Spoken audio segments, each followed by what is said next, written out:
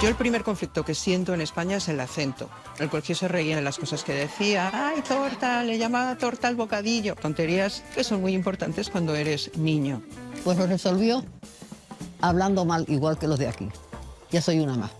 Ya no soy mexicana, soy española. Y yo empiezo a construirme precisamente por el cambio, por tenerme que espabilar a la hora de hablar como vosotros. Empieza un momento nuevo. De todas formas, yo creo que he sido un poco impostora. Es decir, que yo creo que cuando yo empiezo a descubrir una vida propia y una vida mía con los nuevos amigos, todo lo que había vivido antes era una supervivencia. Yo conozco a Olvido en el 77. Hay que recordar que tiene 13 años, con un coco bastante más equilibrado que gente de mayor edad. Además, precisamente esa especie de seguridad que transmitía la hacía aún más carismática, ¿no? Tengo un recuerdo muy claro de cómo encajamos. Fue una persona que me dio cancha. Yo creo que soy, no sé si la puerta o solamente el picaporte por el que ella entra en lo que será su trayectoria. Él me llevó a eso que se llamaba la Cochu, que era donde hacían la prensa marginal. Su contribución fue una entrevista a un miembro de Nuevas Generaciones de AP. Era el momento de las elecciones generales. Entonces yo, como iba de uniforme de colegio y tenía 14 años, pues colaba muy bien y fui a hacer una entrevista al candidato y le pregunté, ¿qué piensa usted hacer con la prensa marginal madrileña? No tenía ni idea de lo que le estaba preguntando y esa entrevistita se publicó en la revista. Alaska, la reporter enana, lo firmé así. Hombre, era reporter y era un poco enana, no pasa nada. Y ahí vi que la chica tenía neuronas. Ella dijo que quería hacer música y tal, y entonces en aquel verano hicimos un fanzine solamente para captar músicos, que era La liviandad del imperdible, que era un título ya como punky. Hay una cosa un poco loca, que es que fuera yo con 14 años la que publicara su teléfono y pusiera, creo que además, por favor llamar a las horas de la comida. No me acuerdo si alguien llamó a ese teléfono al que habría respondido mi abuela, supongo, y les habría colgado. No lo sé, no tengo ni la menor idea. Pero hay una consigna absoluta que para nosotros es la consigna del punk, que es háztelo tú mismo. Y es lo que hicimos. Yo entiendo que la vida es así, que todo lo que he hecho lo he aprendido mientras lo estaba haciendo. El típico rastro madrileño es un conocido mercado de ocasión sin parangón posible en parte alguna.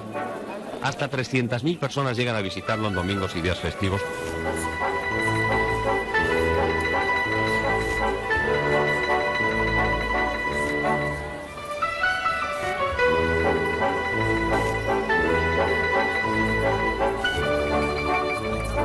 El rastro, yo creo que era una especie de cita para demostrar que había sobrevivido a la noche del sábado. Había gente muy variopinta haciendo todo tipo de cosas, sobre todo música, cómics, revistas, interesada por la fotografía, la famosa Cascorro Factory, que eran Ukulele, Alberto García Liz y Cesepe. Y la cosa era socializar y pasearse por allí, por la ribera de Surtidores, mirándolo todo.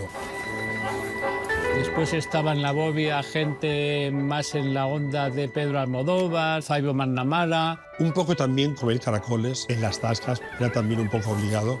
Y toda esta gente se reunía todos los domingos prácticamente en el rastro. También las ideologías políticas han acudido allí a vender su mercancía. Que no es que hubiera un partido, había 200 que te detestaban profundamente por imagen, por frivolidad, porque no comprabas el discurso oficial. Nos distanciaba totalmente de lo que había sido la militancia progre y era de hecho una reacción estética también a lo que había habido antes. La gente que vestíamos de la misma manera nos agrupábamos como imanes, porque a mí me han tirado piedras. Niño, vuélvete para acá, no mires, no mires. Los guerrilleros de Cristo Rey venían al rastro a repartir cadenazos. Entonces se formaban trombas y esas trombas llegaban a la plaza y arrasaban con todo. Entonces nosotros nos metíamos detrás del banco de piedra y estábamos más resguardados hasta que pasaba el tumulto.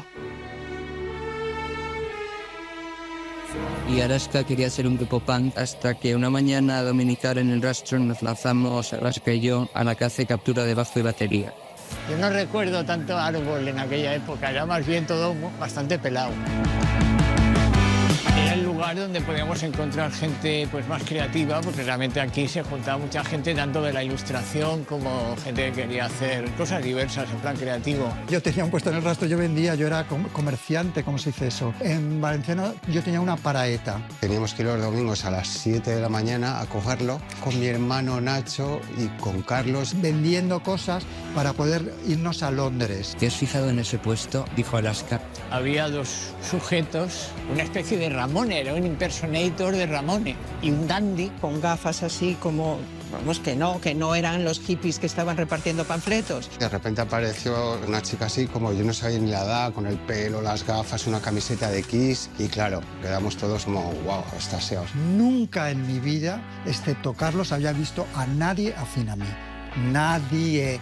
De repente ver a una persona... Me pusieron un cebo, que era un single de Los Sweet. Yo, por supuesto, el disco lo tenía, pero yo me tenía que acercar a ese puesto a entablar conversación. Fue un auténtico flechazo, o sea, fue una auténtica química. Cuando yo me acerco a aquel puesto, Carlos era todo sonrisas, dice, no, te regalo el disco. Y Nacho dice, no, se lo regalamos. Nacho fue seco. Una persona que no conozco de nada y que la conozco porque es mi clienta. Muy antipático. Tampoco me voy a hacer su mejor amigo. Como fue durante los primeros 20 años de su vida. Yo era como más así. Les preguntamos, ¿sabéis tocar algo para formar un grupo? O dijimos, no. Pero si quieres, pues sí. Y Nacho decidió que tocaba el bajo. Y Carlos, como no... Yo tocar no me da mucha vergüenza, pues coros, eso lo puede hacer todo el mundo. Y así es como empezó Kaka Deluxe.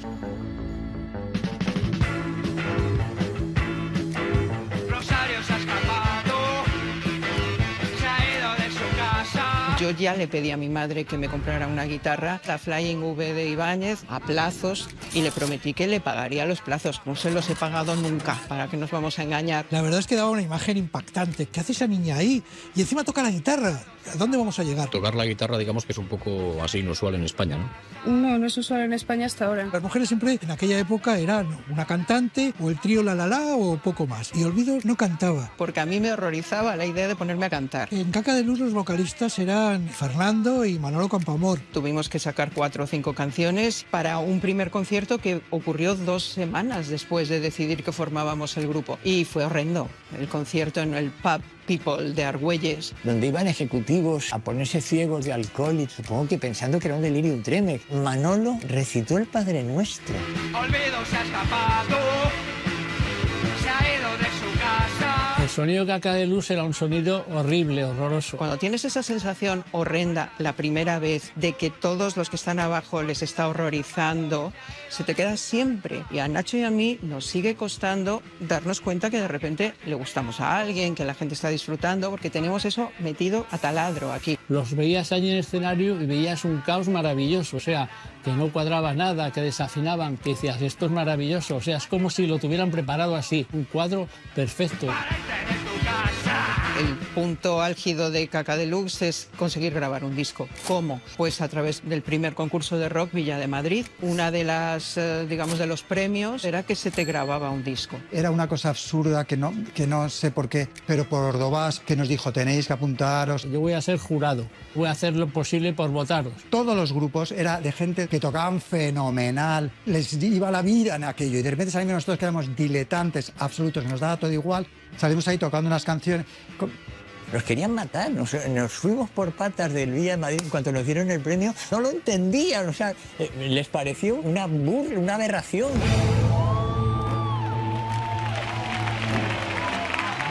Obviamente el jurado no entendía nada de lo que hacíamos, pero hubo un disco y yo llego con ese single a casa justo antes de cumplir 15 años y le digo, mamá, yo estoy en esto.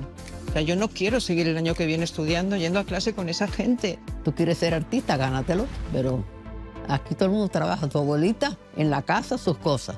Yo tengo que luchar y tú a trabajar también. En esta casa nadie está en la cama a partir de las 8 de la mañana. Entonces, si no vas a estudiar, tendrás que trabajar. Pues como yo hablaba inglés, me colocó de secretaria de unos amigos suyos y tenía todas las limitaciones que puede tener una niña de 14 años para ser secretaria de una empresa.